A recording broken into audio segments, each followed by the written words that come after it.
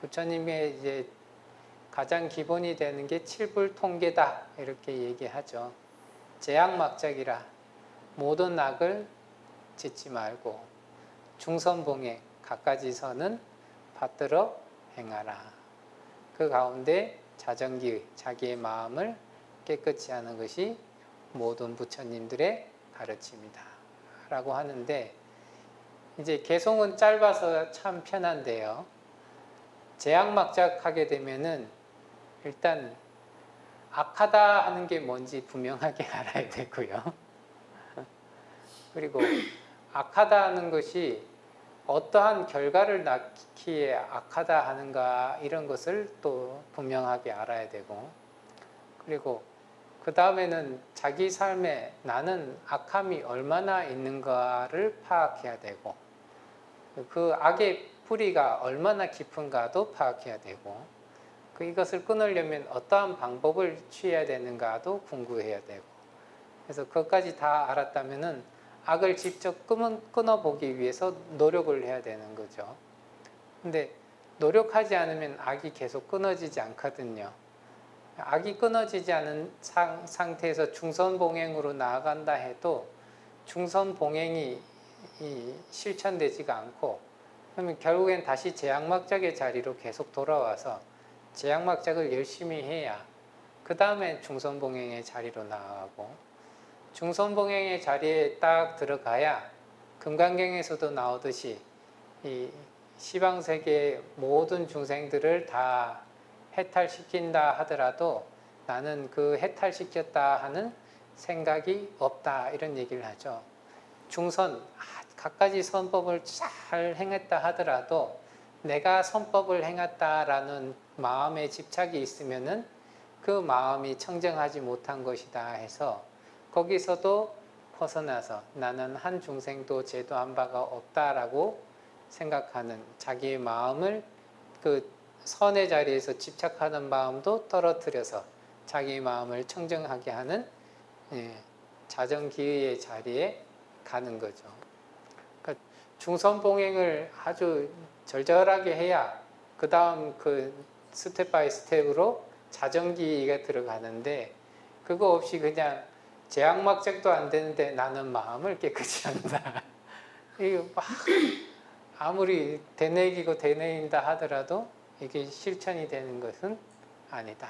그래서 이제 개송이 짧으면 짧을수록 그 안에 포함되고 있는 양이라고 하는 것은 굉장히 방대한 양들을 이제 가지고 있고, 실천을 한다 하는 것은 또 굉장히 다양한 방면에서 실천할 수 있는 그러한 조건들이 나오게 되어 있습니다. 그래서 이제 어떠한 부분이라도 도를 아주 들은 것이 적다 하더라도 직접적으로 실천하는 것이 중요하겠다. 예전에는 어떤 분이 신묘장구 대다라니를 외우면 마음이 편해진다 이런 얘기를 들었다 해요. 근데 신묘장구 대다라니를 외워라 이러면은 나무라로 시작해서 사바하로 끝나는 것을 외워야 된다 하는데, 불교에 대한 지식이 워낙에 없다 보니까 신묘장구 대다라니만 계속 외우시는 거예요. 제목만. 그래서 외우니까 마음이 편해지시더래요.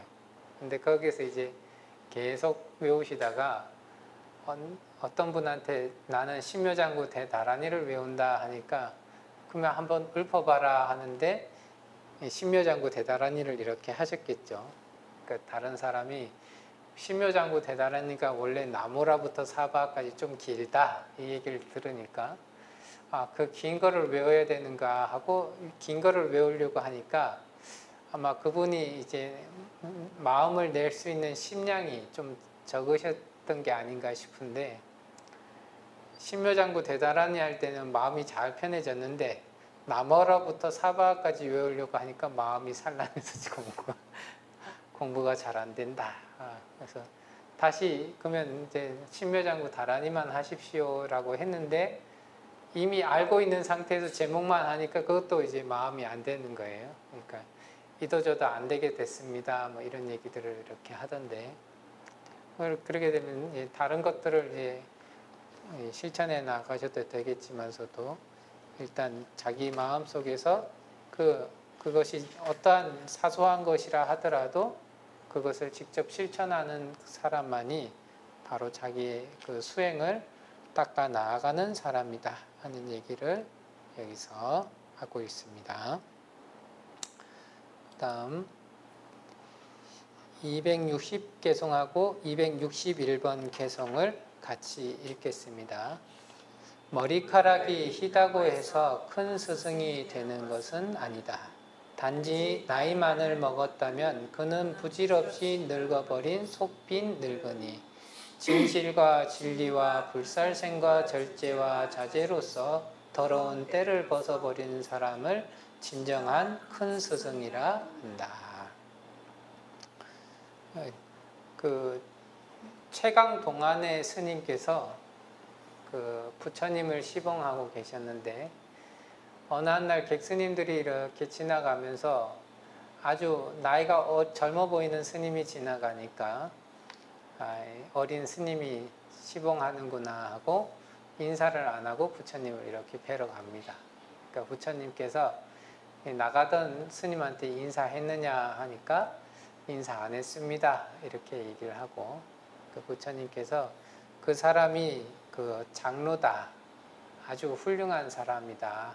하는 얘기를 하면서 겉모습만 보고 판단을 하지 말아라. 이런 얘기들을 하면서 이 얘기를 합니다. 그래서 장로라고 하는 것, 이제 지금은 기독교에서 많이 쓰긴 하지만 원래 이제 장로라는 말이 이제 불교에서 나온 얘기인데 첫 번째는 이제 나이가 많이 들었고 그 다음에 수행을 하신 지 오래됐고 그 다음에 수행의 결과를 잘 증득하셨고 그 다음에 다른 대중들의 수행을 도와서 다른 스님들의 수행을 성취시켜 나갈 수 있게끔 가르치는 일들이 가능하신 분들이 일단 장로의 자격이 있다 이렇게 얘기를 합니다. 그래서 단지 머리카락만 희다 해서 나이가 많이 들었다고 해서 그 사람을 장로, 아주 훌륭한 수행자다고 얘기하지 않는다 하는 거죠.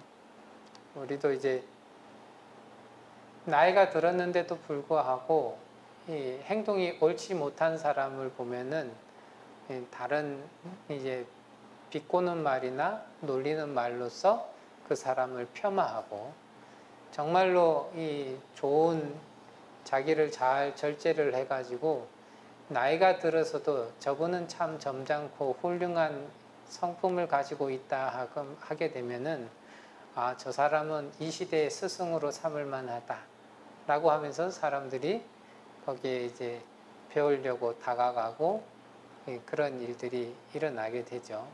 근데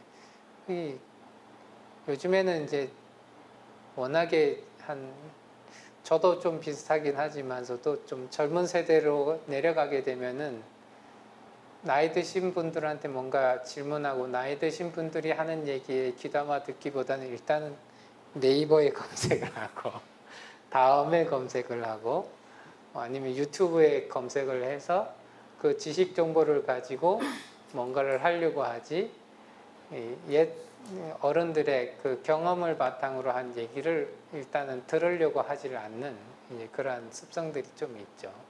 하지만 정말로 그 영역에서 오랜 세월 동안 노력을 하고 힘써 오신 분들의 그만큼의 가치가 있다 하는 거죠.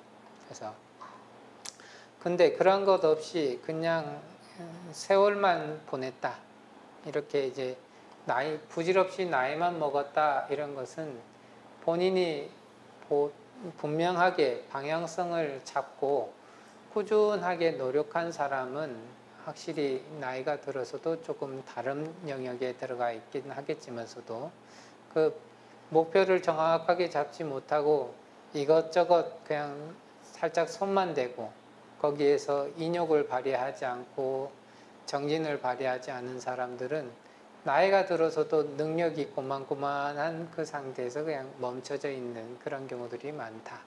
그런 경우에는 다른 사람들이 그냥 얕잡아 보고 그냥 함부로 하는 경우들이 많더라 하는데, 근데 정말로 다른 사람의 이 스승이 된다, 특히나 수행적으로 스승이 된다 하는 사람들은 바로 이 진리와 부처님의 법에 대해서 분명하게 알고, 그 다음에 불살생 등과 같은 것을 기반으로 절제와 자제라고 하는 계율에 대해서 분명하게 잘 지킬 줄 알고, 또한 자기의 마음이 바깥 대상 경계에 흘러가서 마음을 더럽히지 않게끔, 그래서 마음의 청정성을 유지하게끔 노력을 해가지고, 그로 인해서 이제 선정을 얻고 지혜를 얻어서 자기의 번뇌의 때를 자꾸 씻어버리는 사람, 씻어낸 사람을 바로 진정한 큰 스승이다 하고 진정한 장로라 이렇게 얘기를 하죠. 그래서 율장에서도 보면은 스승으로 삼을 수 있는 사람 이러면서 이제 몇 가지 예를 제시하는데, 가장 훌륭한 사람은 우리가 이제 예불 때 많이 하듯이 개정해 해탈지견을 증득한 사람, 이 사람이 아주 스승으로 적합하다 이렇게 얘기를 하고요. 그 다음에 이제 개정해 해탈지견까지는 아니라 하더라도 개정해 사막을 두루 통달한 사람, 이 사람이 그래도 스승에 적합하다.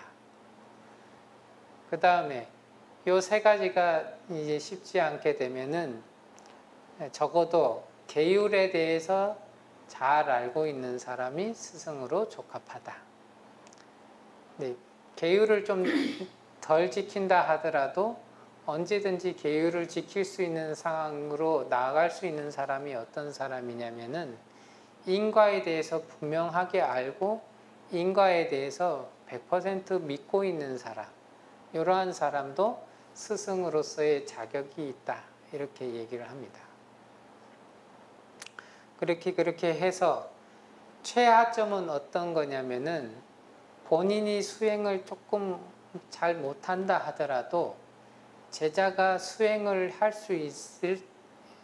잘 할 수 있게끔 환경이나 길을 잘 제시해 주는 사람, 이런 사람들이 아주 최하로서 스승이 될 자격이 있는 사람이다 이런 얘기들을 합니다.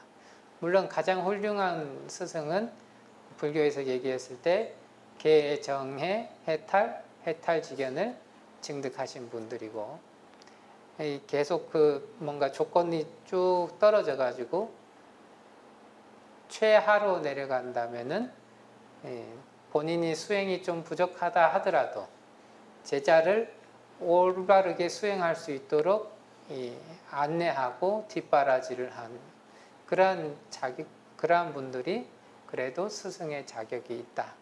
그래서 아주 훌륭한 것은 이런 더러운 때를 벗어버린 사람이 훌륭한 스승이 될 수 있다 하지만, 스승의 이제 범위, 스승이 될 수 있는 조건 이런 것들을 얘기한다면은 조금 더 다양하게 말씀드릴 수가 있겠습니다. 그 다음에 262번과 263번을 같이 읽겠습니다. 말은 그럴듯하게 잘하거나 용모가 번듯하다고 해서 질투 많고 인색하고 잘 속이는 사람은 훌륭한 인물이 아니다. 질투와 인색함과 속임수를 뿌리째 뽑아 없애버리고 성냄에서 벗어난 사람을 훌륭한 인물이라 한다. 부처님 이제 당시 때 제자를 둔 스님들은 제자들의 시봉을 이렇게 받으면서 지내게 됩니다. 근데 제자가 없는 스님들은 그러한 시봉을 못 받게 되다 보니까 우리도 시봉을 받을 수 있는 어떠한 법이 없을까라고 생각하다가 자기 나름대로 꾀를 내가지고 부처님한테 건의를 합니다. 이렇게 하는 것이 어떻겠습니까? 하니까 부처님께서 너희들이 지금 이 건의하고 있는 사항은 좋은 사항이나 지금 너희들의 마음 속에는 바로 이 질투, 나는 왜 쟤는 나보다 크게 훌륭한 것 같지 않은데 제자들의 시봉을 받고 있는가?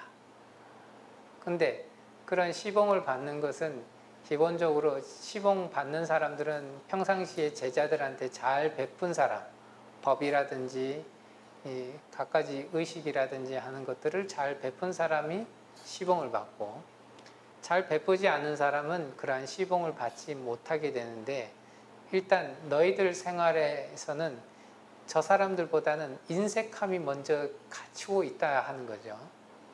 그런데 그리고 또한 뭐냐, 이 질투와 인색함이 갖춰져 있는 사람은, 질투는 탐진치 가운데 진심과 가깝고 인색함이라고 하는 것은 탐심과 가깝고, 그래서 마음속에 탐진치 삼독심이 가지고 있으면서도 자기가 법을 경전을 조금 안다고 해서 나는 그래도 좀 청정한 사람이다 라고 해서 자꾸 자기를 가려서 속임수를 쓰는 거죠.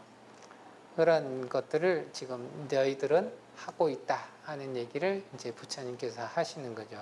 그래서 말을 잘한다고 해서, 용모가 번듯하다고 해서 이 훌륭한 사람은 아니고, 이 용모가 번듯하고 말은 잘하지만 그 안에 담고 있는 내용이 질투와 인색과 남을, 그 질투와 인색을 가리고 남들한테는 질투가 없고 뭔가 잘 베푸는 사람인 것처럼 막 표방을 하는 것은 자기도 속이고 남도 속이는 그런 상태죠.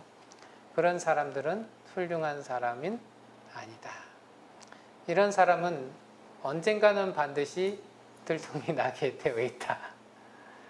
그래서 언젠가 이제 어디 길을 가다가 저 멀찍이서 아주 단정하게 잘 차려입은 스님이 있어서 아유 저 스님 참 보기 좋다 하고 얘기를 딱 했더니 이제 옆에 있던 스님이 저 스님이 어떤 스님인지 모르니까 그런 얘기를 하시네요. 그러면서 이제 뭐 얘기를 해서 아 그러냐.